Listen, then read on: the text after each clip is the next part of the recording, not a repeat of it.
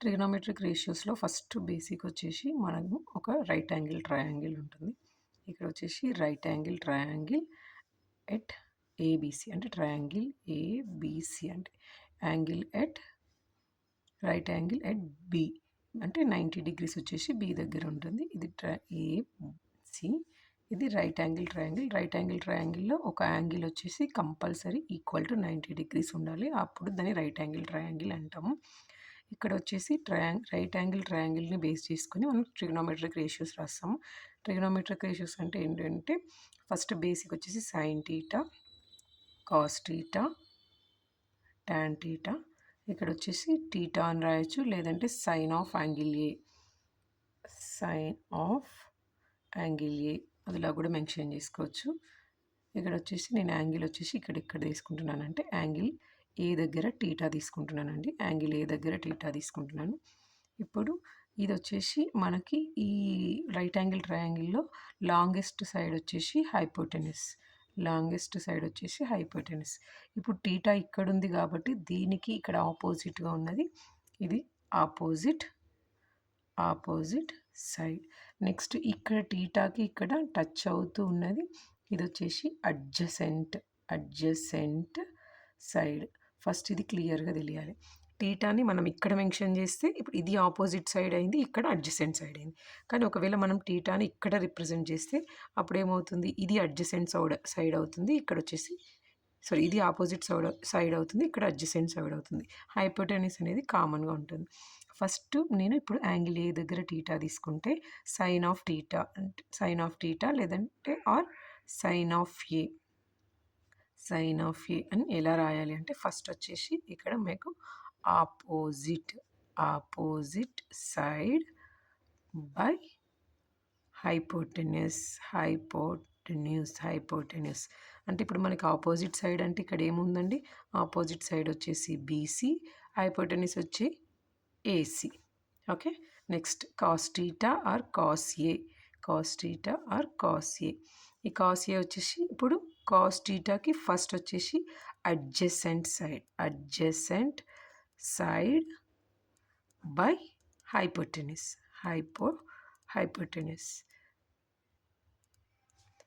ఇప్పుడు adjacent side అంటే టీటాకి టచ్ అవుతూ ఉన్నది అంటే పక్కనే ఉన్నది.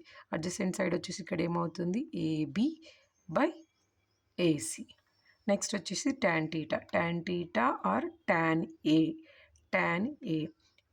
ఏ అంటే ఇప్పుడు ఇక్కడ మనకి ఏమవుతుంది అంటే యాక్చువల్గా టాన్ ఏ అంటే sine A by cos A. ఇదిలాగైనా రాసుకోవచ్చు, లేదంటే డైరెక్ట్గా టాన్ టీటా అంటే opposite side by adjacent side. Opposite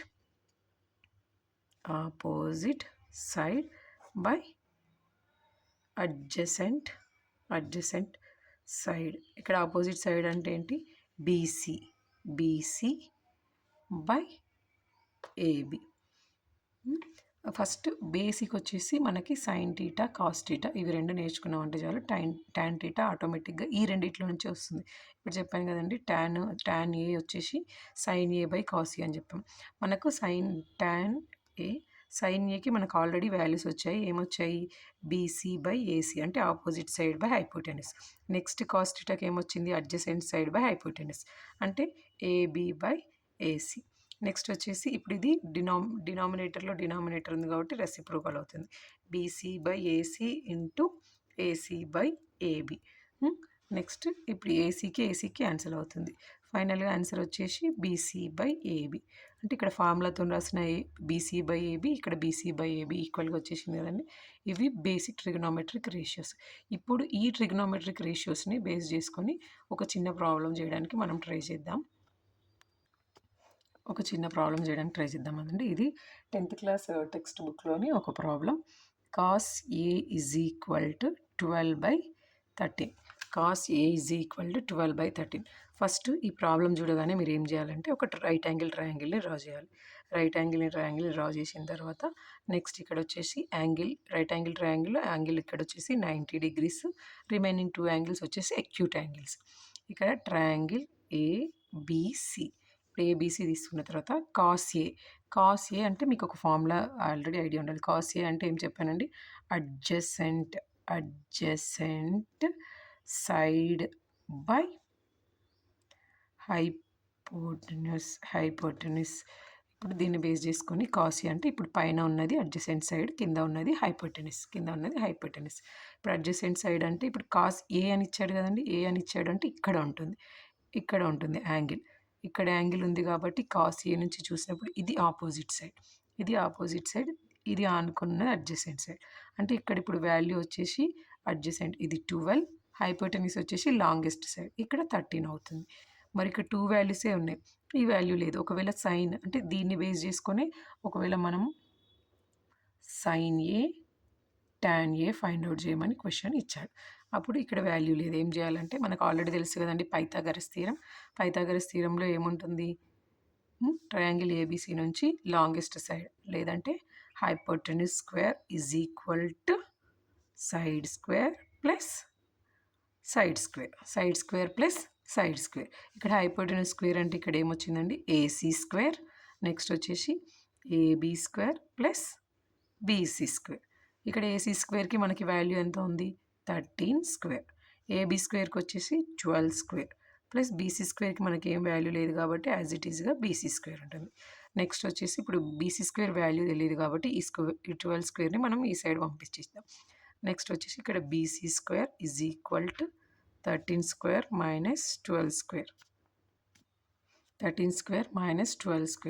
ఇక్కడ మనకి ఫస్ట్ 13 స్క్వేర్ వాల్యూ తెలియాలి. 13 స్క్వేర్ వాల్యూ వచ్చేసి మనకు 169. నెక్స్ట్ 12 స్క్వేర్ వాల్యూ వచ్చేసి 144. Next BC square is equal to 169 - 144 అంటే ఏమవుతుందండి 25. ఈ 25 నుంచి ఇక్కడ స్క్వేర్ ఉంది కదా, స్క్వేర్ ఉంది అంటే స్క్వేర్ని ఆ సైడ్ పంపించేస్తే బీసీ ఈజ్ ఈక్వల్ టు ఇక్కడ ఉన్న 2 ఇక్కడికి వచ్చేసరికి అండర్ రూట్ లాగా చేంజ్ అవుతుంది. అంటే BC is equal to under root of 25.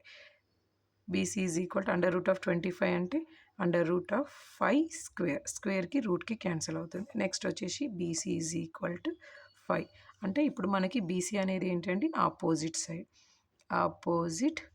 Side is equal to 5 వచ్చింది. Opposite side is equal to 5 వచ్చింది. అంటే ఇప్పుడు ఇక్కడ ప్రాబ్లంలో ఆపోజిట్ సైడ్ 5 వచ్చింది. ఇప్పుడు మనకి 3 సైడ్స్ ఉన్నాయి, హైపోటెన్యూస్ ఉంది, ఒక సైడ్ ఉంది, ఇంకొక సైడ్ ఉంది. దీన్ని బేస్ చేసుకొని మనం సైన్ ఏ ఈజీగా రాయొచ్చు కదండి.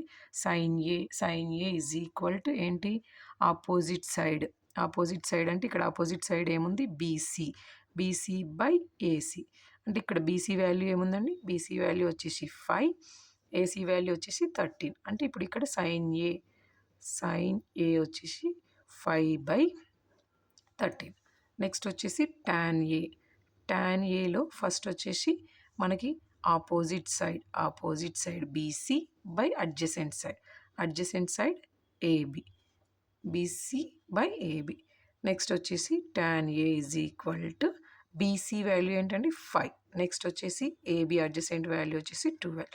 అంటే మనకి ప్రాబ్లంలో ఒక cos A is equal to 12/13 అని ఇచ్చినప్పుడు మనం దాని నుంచి సాల్వ్ చేసి ఇక్కడ సైన్ ఏ వాల్యూ tan ఏ వాల్యూని మనం ఫైండ్ అవుట్ చేయొచ్చు.